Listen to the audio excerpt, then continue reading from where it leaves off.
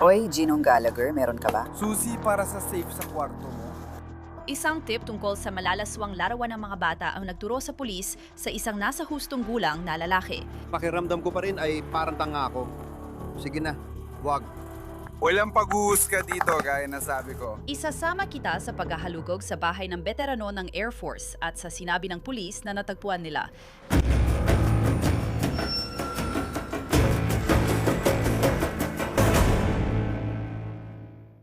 Maligayang pagdating sa Law and Crime. Ako si Anjanette Levy. Si Richard Gallagher, siya ay isang lalaking 68 taong gulang at napasok siya sa isang malaking problema sa New Mexico. Inaresto siya dahil sa mga kasong may kinalaman sa nakakabahalang larawan ng mga bata. Sabi ng pulisya, inamin ni Gallagher na gumawa ng AI-generated na larawan at na yon ay posibleng makulong.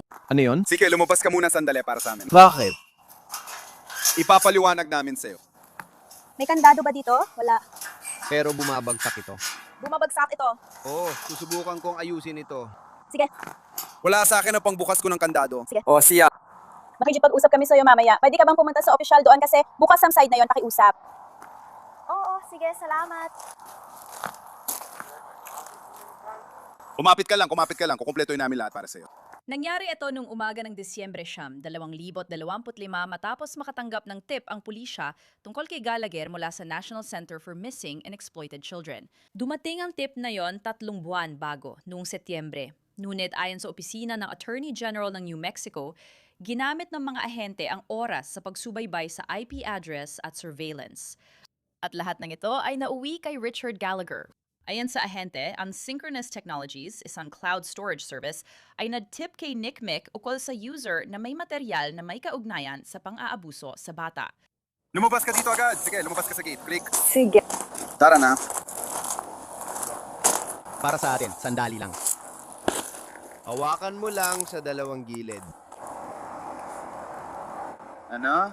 Sige, lumabas ka muna para sa amin. Sandali.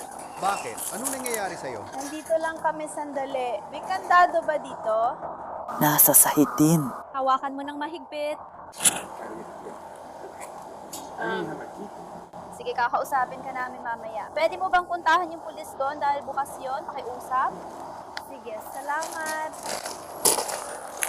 Sandali lang, kapit lang. Kukumpletuhin namin lahat para sa'yo. Nakakainis kasi, pati yung lupa secure din.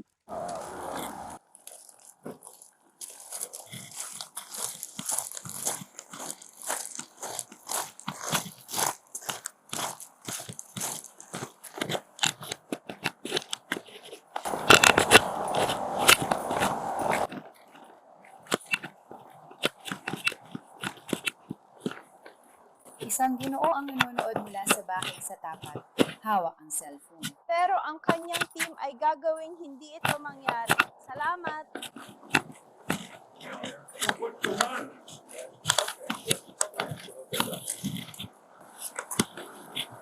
Oo, ganyan ang sabi ko. Oras ang tinitingnan natin dito.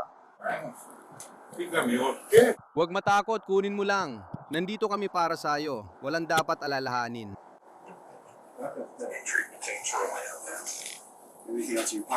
Tapelang meron ako at naiwan ko pa tipper ko. Wala talaga akong lighter. Pasensya na. Tiningnan ko lang kung meron ako.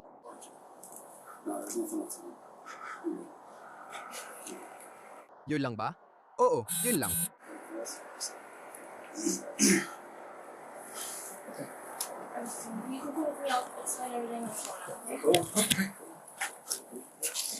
Ayos. Ikaw na. Ikaw ang una ngayong linggo. Pwede ko ba makuha ang telepono ko pakiusap? Hindi. Hindi pa ngayon.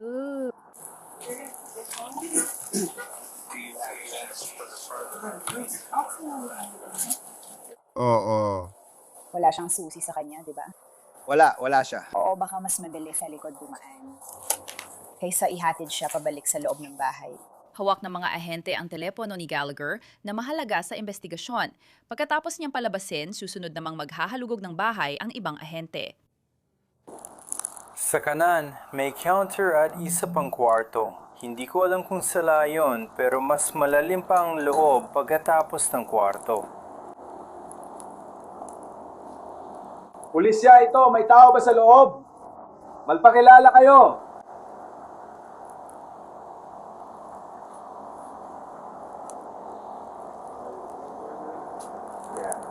Ikaw.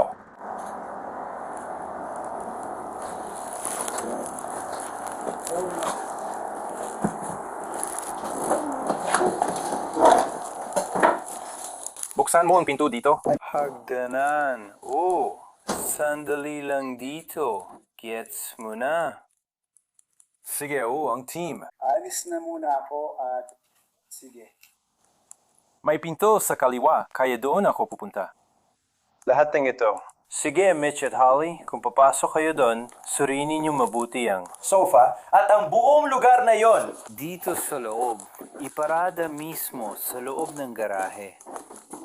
Claire, dito ka. Ooh,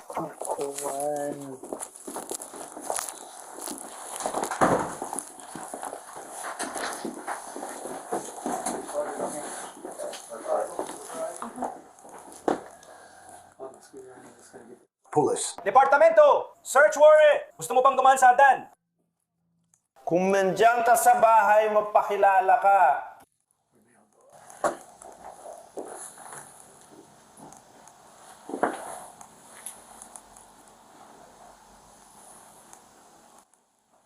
Si Greg ay nasa garahe o aparador. Mga closet, hindi ko alam. Kaya, si Dennis sa Cass ay pumasok na sa garahe. At kung gusto mong buksan ang harapang pinto, Mitch. Sige, kuha ko. Police! May search warrant kami! ngayon matagal din ang mga ahente sa loob ng bahay na inilarawan nilang magulo. Tingnan mo.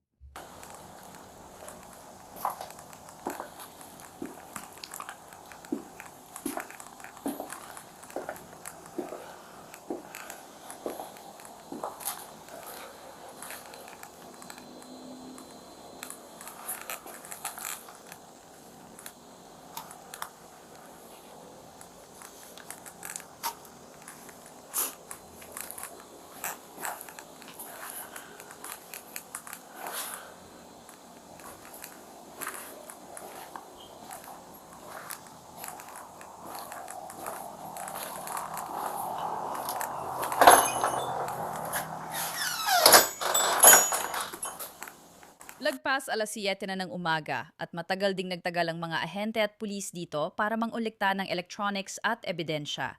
Pakiramdam ko habang pinapanood ito, alam ng pulis na mahirap ang trabaho nila sa pag-serve ng search warrant para maghanap ng electronics at ebidensya ng mga material ng sexual na pang-aabuso sa bata.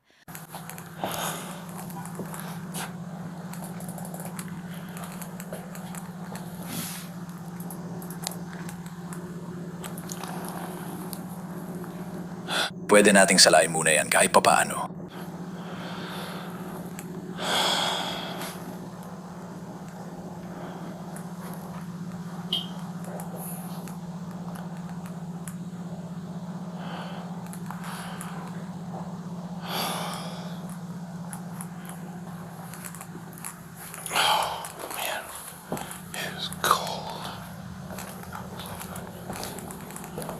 Maraming dapat tingnan sa bahay. Habang iniinspeksyon ng mga detektive sa loob, si Richard Gallagher ay nasa labas. Nagtataka kung bakit hinahalughog ang kanyang bahay. Mas komportable ka. Gusto mo pamigil muna? Isa pa. Sa tingin ko naman, hindi ako banta. Hindi ko naman inisip na ganun ka. Iba lagi ang panimula namin dahil magkakaiba ang reaksyon ng tao. Tama.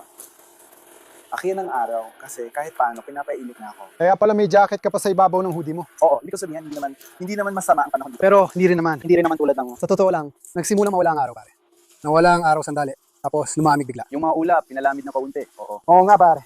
Kaya suot ko pa rin saglit. Alam mo ba kung anong tingin ko sa inyo? Akala ko yung mga taga-ice kayo dahil sa ilan sa mga, mas nakakatawa kaysa sa iba pang mga video na ginawa ko na laban sa pasismo. Hindi. Hindi saklaw ng trabaho namin yan.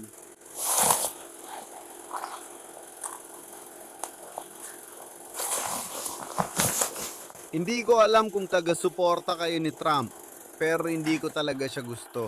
Oo, bata pa lang kami, alam na namin mayabang siya. Naiintindihan ko. Kita mo, yan ay isang panloloko. Gusto ko talagang ibunyag yan.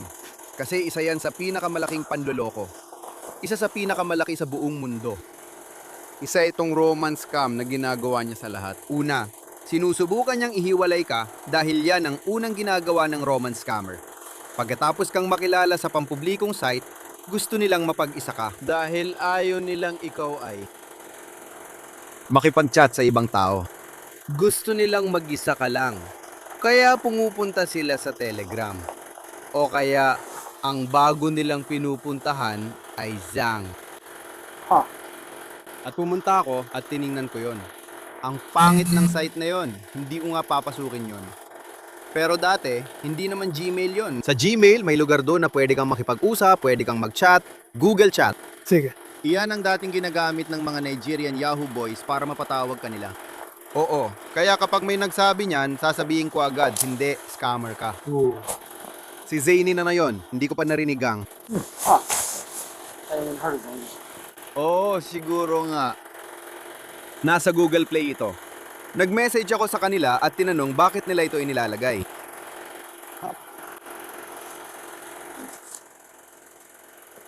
Laging may dahilan. Sinabi ng mga ahente kay Gallagher na hindi nila tinututukan ang online na nilalaman na bumabatikos sa ICE. Pagkatapos, binago ni Gallagher ang paksa. Halos may pangalawang flight na dapat ay paparating na. At si Edward ay handang-handa na. Dahil sa masamang panahon, sa wakas nakauwi sila. Ang astig nun. Ang galing nun. Oh. Marami akong nilabag na patakaran dahil maraming dignitaryo ang dumarating at kailangan nila ng gamit sa paglipad. At ayokong pagdaanan nila ang lahat ng proseso, kaya inilabas ko lahat ng kailangan. Pero naibalik ko rin lahat. Nakikipag-usap lang si Richard Gallagher sa mga pulis habang hinahalugog ang bahay niya. Pero ayon sa kanila, inamin niyang may nagawa siyang mas mabigat kaysa simpleng paglabag ng patakaran. Ayon sa pulis, hindi lang kwentuhan ang ginawa ni Richard Gallagher noong Disyembre, may mabibigat din siyang inamin. Isinulat sa warrant of arrest, si Ginoong Gallagher ay inabisuhan ukol sa investigasyon sa cybertip ng krimen sa internet laban sa mga bata. Ayon kay Ginoong Gallagher, siya ay scam hunts online. Ibig sabihin, gumagawa siya ng peking profile at pumupunta sa dating site para maghanap ng scammer. Ayon kay Ginoong Gallagher, madalas niyang baguhin ang itsura sa profile gaya ng pagpapapayat o paglalagay ng abs sa larawan. Inamin ni Ginoong Gallagher na may mga larawan siya ng sarili niyang ari. Sabi ng ahente, nagbahagi pa siya ng dagdag na impormasyon. Nagpatuloy ang ahente. Ipinabatid ng nag-aakusa kay Ginoong Gallagher na ang cybertip ay galing sa Synchronos, isang cloud service na may ulat ng child abuse material mula sa kanyang account. Sabi ni Ginoong Gallagher, hindi niya alam na may cloud siya. Tinanong ng nag-aakusa si Ginoong Gallagher kung may makikitang hubad na larawan ng mga bata sa kanyang mga device. Sumagot si Ginoong Gallagher, maaring o. Sinabi ni Ginoong Gallagher na matagal na ang mga larawang iyon at karamihan ay gawa lang ng AI. Tinanong ng nag-aakusa si Ginoong Gallagher kung ang mga larawan ng bagong bata ay nagbigay sa kanya ng sexual na kasiyahan at sumagot siya, oo, siguro. Sinabi ni Ginoong Gallagher na matagal na siyang hindi masaya at nag-iisa lang siya. Balikan natin ang usapan ni Richard Gallagher sa mga ahente kung saan ikinuwento niya ang mga araw niya sa Air Force. Ako ang may dala nun kaya tinawag ako ng mga commander. Itong koronel, kilala niya ako noong nasahan pa ako. Hindi naman ako nawala ng ranggo, pero minsan, pasaway din ako doon. At sa panahon na ito, paalis na rin ako. Kaya medyo mahaba na ang buhok ko, hindi na ayon sa regulasyon. Pati bigote ko, hindi na rin ayon sa regulasyon. Tapos tinawag ako. At sabi ko, naku po. Nakatanggap ako ng flake mula sa NASA. Ayos. Wow. Ang astig. At alam mo kung ano-ano ang sinasabi niya tungkol dito. Alam mo, ginawa mo ang tama. Tapos sabi niya sa akin, ayokong malaman paano mo nakuha to, pero magaling ka. Ayos yun. Lagi ko yung natatandaan. Oo, sigurado. Babalik agad ako. Bigyan mo lang ako ng 2 minuto. Di ko sure kung napanood mo na, pero parang may pelikula na Zulu Dawn. Tama ba na inaatake ng mga Zulu ang mga Ingles? Itong lalaki, sinusubukan kunin ng mga sundalo ang mga baril at iba pa. Kailangan mo ng form, bla bla bla. Oo. Naubos sila dahil doon at pumasok yun sa isip ko, pero sa mas maliit na saklaw. Walang mamamatay. Oo. Pero gaya ng sabi ko, tinanggal ko lahat ng red tape, inilabas ang gamit. Pero naibalik din lahat. Kaya pati mga G-suit, gusto lang talagang isuot ng ilan. Napunta ang usapan sa ilang online na aktibidad ni Gallagher at nagtaka siya kung may nagpapanggap na siya. Isa pa yan sa mga laging tinatanong sa'yo online ng iba't ibang babae. Pwede ko bang makita ang kotse mo? Sa tingin ko, hindi namamalaya ng mga tao na kapag kinuhanan nila ng litrato ang kotse, makikita ang plaka at pwede na itong matrace. Kaya kung kukuha ako ng litrato, tatakpan ko muna ang plaka bago ko gamitin. Oo, ganon. Kahit kunan ko ng litrato bahay ko, tatakpan ko pa rin ang numero ko. Matalino yan, oo. Kailangan mong protektahan ang sarili mo. Pero nasa labas ako nun, kaya hindi ko alam kung may nag-ghost sa akin. Kinopya ako pero sa tingin ko mas tama ang tawag na clone. Gaya ng sabi ko, ginawa na nila yon dati sa Facebook. Talaga? Oo, sino nga ulit yung lalaking yun? Gumawa sila ng peking profile mo. Oh, oo. At dahil may kalahating kapatid ako na hindi ko masyadong kilala sa New Jersey, kinontak nila siya at tumihingi sila ng pera. Tinawagan niya ang kapatid ko sa Texas. Bakit ako hinihinga ng pera ng grupong ito? Pagkatapos, agad akong tinawagan sa telepono at pinuntahan namin ang site. Alam mo kasi nakita ko ito doon sa Messenger. At pagkatapos ay nireport ko ito sa Facebook. At sabi ng Facebook, mukhang wala namang mali dito. Wow. Kaya isa pa yun sa mga dahilan kung bakit ko nasabi na panahon na para itigil ko na ito. Siyempre. Oo, hindi ako gumagamit ng Facebook. Bale, kung pupunta ka ron, matagal din akong hindi nag-Facebook. At ngayon, nagpo-post na lang ako ng mga video at larawan na ginagawa ko. At iniisip ko na kung stress ang mga tao, parang tinatawag ko na tapos na ang sandali. Siyempre. Ayan, narinig niya na. Sabi ni Richard Gallagher, nagpo-post siya ng videos online pero naisip din niya kung may magpapanggap sa kanya. Habang nagpapatuloy ang usapan, may isa pang ahente na may tanong. Ginong Gallagher, may susi ka ba sa safe sa kwarto mo? Hindi pa namin nabubuksan yon. Sige. Perfect. Kailangan ng isang salam.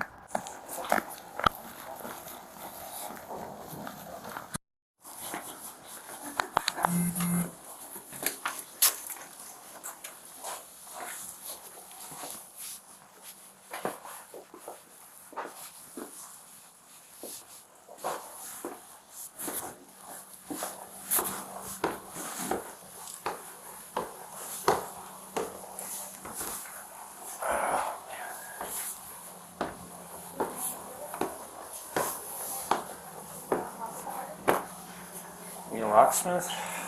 Sabi niya, hindi raw siya nakapasok sa isang safe sa loob ng 20 taon locksmith. Sabi ko, oo, baka makapasok tayo sa safe pagkatapos ng 20 taon. Hindi ko sa tingin na paghahaluin yan, kuya. Ang mga yon. Kaya ibang usapan na yon. Ngayon, kung gusto mong buksan ang mga yon, kunin muna natin sila at saka natin buksan mamaya. Hindi ako kukuha ng locksmith para dyan. Pero hindi ko gagawin. Ikaw.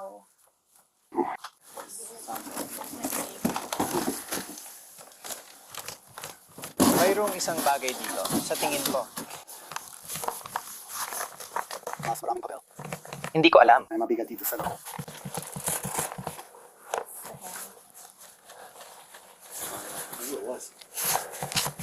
Hindi ko alam.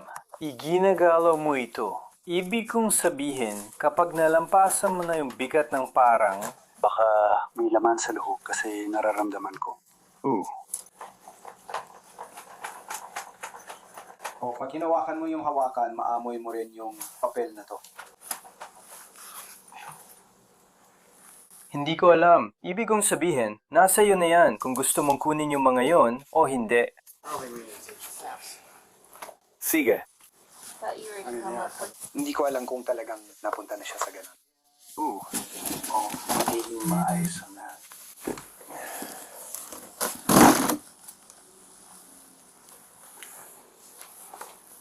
Sige. Tiyak. Patuloy na hinahalugog ng mga ahente ang bahay.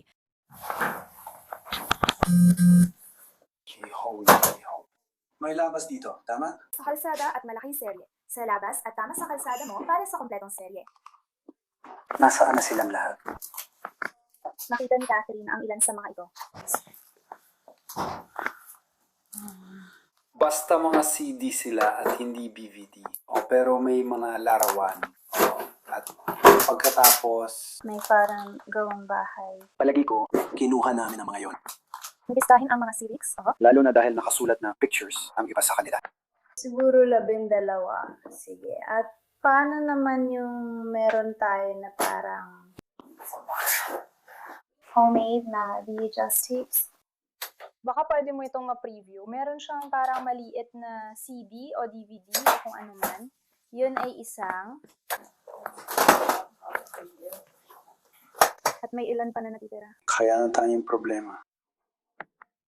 Ang naging problema namin nun ay wala kaming paraan para makakuha ng VHS. Si Angelo ay ilang buwan na nagtangkang makakuha ng VHS. Kaya marami ba sila o isa lang? Isa lang. Nakakainis. Mga 4 na siguro ang nakita ko hanggang ngayon. Sabi ko, kunin na lang natin sila para sigurado. Baka kailangan pa natin gumili ng VHS. Pero tingin ko, madali lang makahanap. Pinag-uusapan na namin na nagsimula na kami gulong-gulong gamit yun. Sa tingin ko, kapag nakita namin sila, susubukan din namin. Para lang makasiguro. Sa labas, tuloy ang pakikipag-usap ni Richard Gallagher sa mga pulis.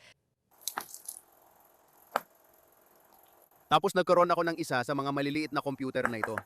Binili ito ng kaibigan ko para sa akin. Pero hindi ko ito maikabit kahit saan. Dahil hindi ko ito maikabit sa monitor.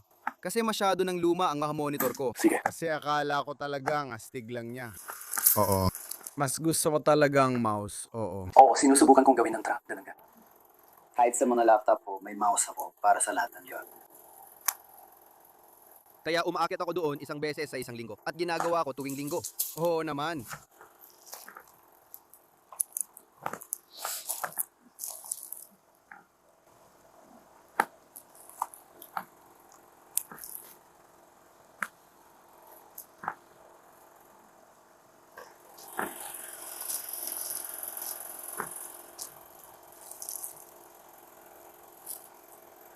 Dapat matatapos na ito dito sa ilang sandali. At dapat hindi na kita maabala.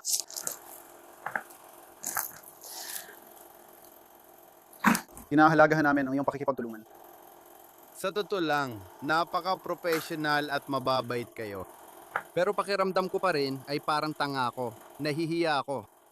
Huwag kang mag-alala. Sabi ko nga, walang paghuhusga dito. Wala talaga. Pinanatili ko ito. Hindi mo na kailangang sabihin sa akin yan. Akala ko ice yun dahil sa ilan sa mga video na ginawa ko na, well, mas nakakatawa lang naman. Oo. Anti-fashion na video o hindi? Hindi saklaw na ang ginagawa namin yan.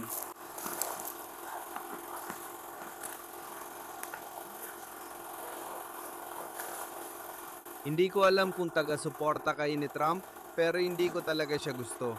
Oo, bata pa ako noon. Alam na namin na siya ay isang Naintindihan ko. Na yon, kita mo, yan ang scam na gusto ko talagang ibunyag. Kasi siya ang pinakamalaking scam, isa sa pinakamalaki sa buong mundo. Romance scam ang ginagawa niya sa lahat. Una, sinusubukan niyang ihiwalay ka dahil isa sa unang ginagawa ng romance scammer, kapag nakilala ka sa pampublikong site ay gawing mag-isa ka, ayaw nilang ikaw ay maging makipag-chat sa ibang tao. Gusto ka nilang mapag-isa. Kaya lumilipat sila sa Telegram o sa bago nilang ginagamit na yon na Zangi. At tiningnan ko yon, ang pangit ng site na yon. Hindi ko talaga papasukin yon. Noon, hindi Gmail gamit nila. Sa Gmail, may lugar para makipag-chat. Google, okay? At yun ang ginagamit dati ng mga Nigerian Yahoo boys para hikayatin kang tumawag doon. Oo.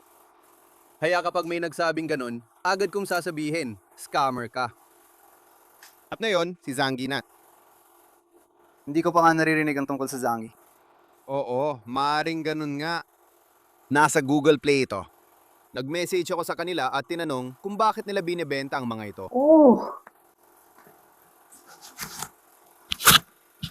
Sumama ka sa pangalan. Laging parehong script.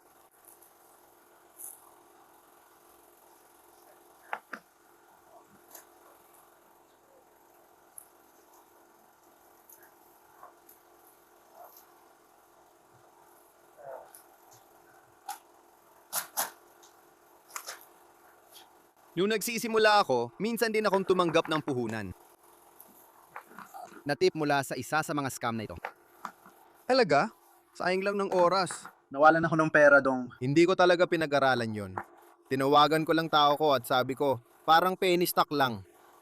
Mga $100 ang nawala sa akin doon. Pero naging aral din naman. Nagalit sila lahat ng nilagay ko sa cellphone ko. Pwede pang mas malala kaysa sa isang aral na nagkakalaga ng $100. Matapos isagawa ng mga pulis ang warrant, ibinalik nila si Richard Gallagher sa bahay niya.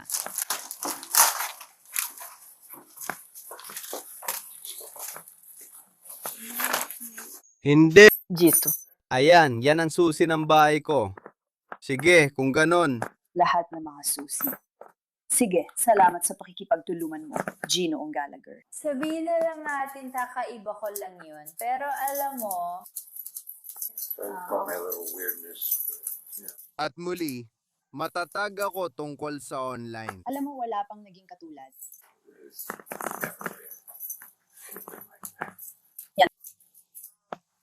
dahil hindi kita makontak sa numero ng telepono na ibinigay mo, baka kailangan kong bumalik ng personal at kausapin ka na lang. Iniisip ko kung ano ang numero kasi may landline ako. Sige. Kung tatawag ka sa cellphone ko mula landline, sabihin mo lang na ikaw yon para alam ko at makipag-ugnayan ako sa'yo. Oo, tinatanggal din namin yun kamakailan. Sige. Sige. Buti na lang, hindi mo naisip. Salamat, Ginoong Gallagher. Sige. Ikaw, Ren. Nagpatuloy ang investigasyon at sinabi ng mga pulis na nakakita sila ng mga karumal-dumal na larawan na hindi ko na ilalarawan dito. Sobrang masilan at marami pang iba. Sinabi ng ahente manumanong sinuri ng nag-aakusang itim na Samsung phone ni Ginoong Gallagher na may itim na case. Ang larawan na natagpuan ni espesyal na ahente Zwiebel ay nasa photos application ng device at ang larawan ay may puting background na may batang babae na wala pang puberty at hubad. Ang bata ay mukhang sobrang edit, hindi tugma ang mukha sa katawan at hindi regular ang mga gilid. Tinanong na nag-aakusa si Ginoong Gallagher kung paano niya kinukuhanan ng larawan ang mga batang hubad. Sinabi ni Ginoong Gallagher na gumagamit siya ng app na AI Mirror. Ayon kay Ginoong Gallagher, kinuha niya ang orihinal na larawan ng bata sa internet pero hindi binanggit ang eksaktong site. Isang buwan matapos yon, bumalik ang mga ahente upang arestuhin si Richard Gallagher. Kumusta, Richard? Gusto namin maging amo mo. Gusto mo talagang subukan yung syrup na yon?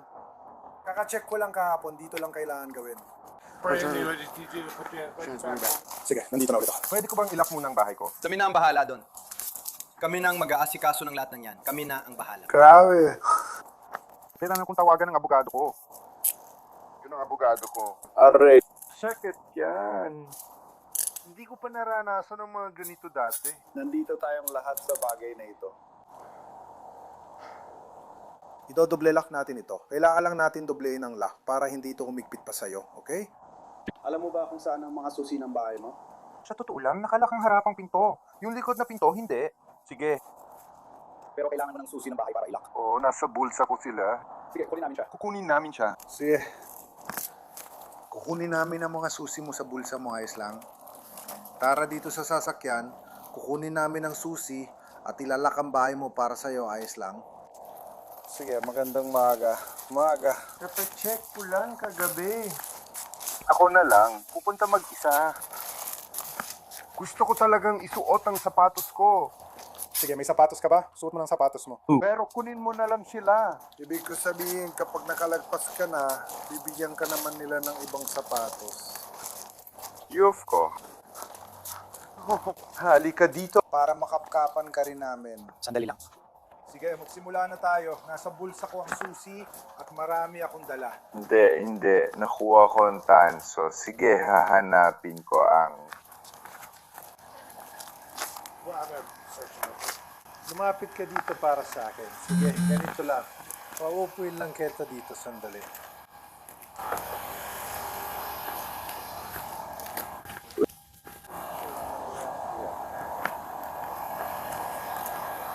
Meron ka bang touchscreen? Kung wala, mamaya na lang. Pasok ka muna dito sa bahay. O pumasok ka sa bahay na ito.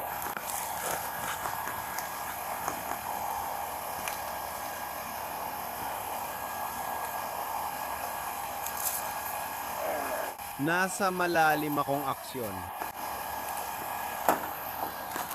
Si Gallagher ay kinasuhan ng 12 mabibigat na kaso ng sexual na pagsasamantala sa bata dahil sa paggamit ng AI sa paggawa ng child pornography. Noong linggo, umamin siya sa 6 na kaso. Maaring makulong siya ng 5 taon kapag nasentensyahan. Nasa kulungan pa rin siya habang hinihintay ang hatol. Wala pang petsa ng sentensya, pero susubaybayan namin ito para sa inyo.